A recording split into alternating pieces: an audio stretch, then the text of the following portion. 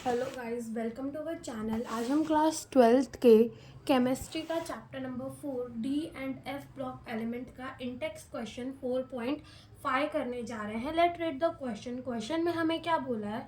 How will you account for the irregular variation of the ionisation enthalpy first and second in the first series of the transition element. यानी कि ये हमें क्या बोल रहा है, ये हमें कह रहा है कि जो आयोनाइजेशन एंथैल्पी है फर्स्ट और second ionization enthalpy first series की यानी कि 3D सीरीज की, तो वो कैसी है, इरेगुलर है। तो वो इरेगुलर क्यों है हमें ये बताना है। तो देखो, अगर हम सबसे पहले बात करें अपनी आयोनाइजेशन एनर्जी की या फिर आयोनाइजेशन एंथैल्पी की, तो ये अपना होता है न्यूक्लियस, ठीक है। और न्यूक्लियस में क्या होते हैं, शेल होते हैं। जैसे मान लो ये हमारा फर्स्ट शेल, ये सेकेंड शेल, ये थर्ड शेल, ठीक है। इसको वैलेंस शेल हम मान लेते हैं जहाँ पे एक इलेक्ट्रॉन प्रेजेंट है। अब ये इनर वाले जो शेल है उनके अंदर भी तो इलेक्ट्रॉन प्रेजेंट होगा, ठीक है। अब नेगेटिव नेगेटिव चार्ज क्या करेंगे, एक दूसरे को रिपल करेंगे। तो ये वाले जो इलेक्ट्रॉन है इस इलेक्ट्रॉन को रिपल करेंगे, ठीक है। बट न्यूक्लियस तो क्या करेगा, इस वाले इलेक्ट्रॉन को अट्रैक्ट करेगा अपनी तरफ, ठीक है। तो जो हमारा यहाँ पर जो हमारा न्यूक्लियस वैलेंस इलेक्ट्रॉन को कितना अट्रैक्ट कर पा रहा है in the presence of this electron, ठीक है। इन दी प्रेजेंस ऑफ ये वाले जो इलेक्ट्रॉन जब प्रेजेंट है तब हमारा न्यूक्लियस वैलेंस वाले इलेक्ट्रॉन को कितना अट्रैक्ट कर पा रहा है अपने तरफ, ठीक है। वो उसको हम क्या कहते हैं, जेड इफेक्टिव कहते हैं, ठीक है। उसको हम क्या कहते हैं, जेड इफेक्टिव कहते हैं, ठीक है। अब जेड इफेक्टिव ज़्यादा है, यानी कि न्यूक्लियस जो है वो वैलेंस शेल को एकदम कस के पकड़कर खींच रहा है, तो साइज क्या होगी, छोटी होगी, ठीक है। यानी कि जो जेड इफेक्टिव होता है वो इन्वर्सली प्रोपोर्शनल होता है साइज के। यानी कि अगर साइज हमारी बढ़ रही है, ठीक है, साइज देखो, मान लो अगर हमारा जेड इफेक्टिव बढ़ रहा है तो साइज क्या होगी, कम होगी।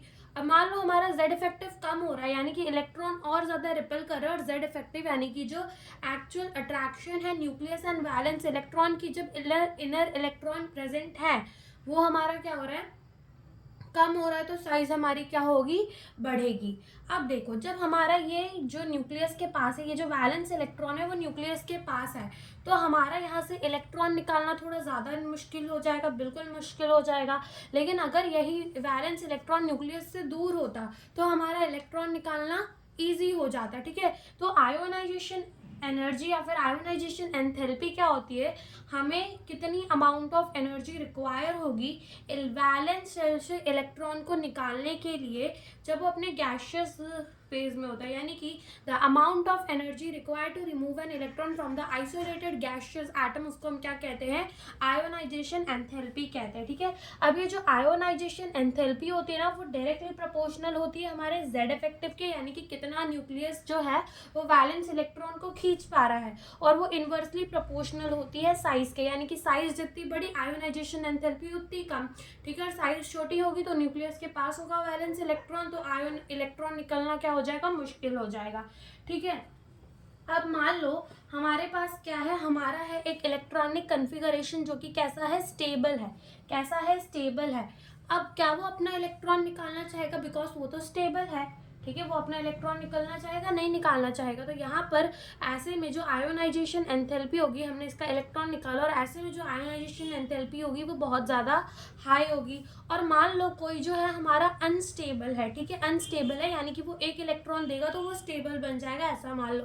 तब ऐसे में जो आयोनाइजेशन एंथैल्पी होगी वो बहुत ज़्यादा कम होगी, बिकॉज उसको अनस्टेबल से क्या बना दिया जा रहा है, स्टेबल बना दिया जा रहा है। तो ऐसे में जो आयोनाइजेशन एंथैल्पी होगी वो कम होगी।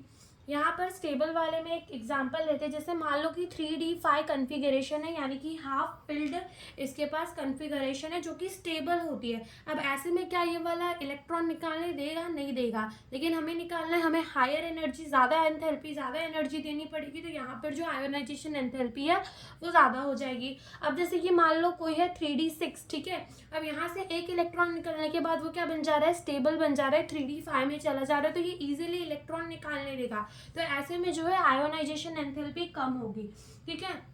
तो जो हमारी आयोनाइजेशन एंथैल्पी है ना, वो किस पे डिपेंड करी है? वो डिपेंड करी है कि इलेक्ट्रॉनिक कन्फिगरेशन कैसा है। अब अपनी 3D सीरीज में देखिए अपने, तो इलेक्ट्रॉनिक कन्फिगरेशन कितने अलग अलग होते हैं। किसी में 3D1 होता है, किसी में 3D2 होता है, किसी में 3D3 होता है, किसी में 5 होता है, किसी में 10 होता है, किसी में हाफ फिल्ड, किसी में फुल्ली फिल्ड। तो ये जो है हमारी आयोनाइजेशन एंथैल्पी, वो इलेक्ट्रॉनिक कन्फिगरेशन पे भी क्या करती है? डिपेंड करती है। तो देखो यहाँ हम इसका आंसर कैसे लिखेंगे?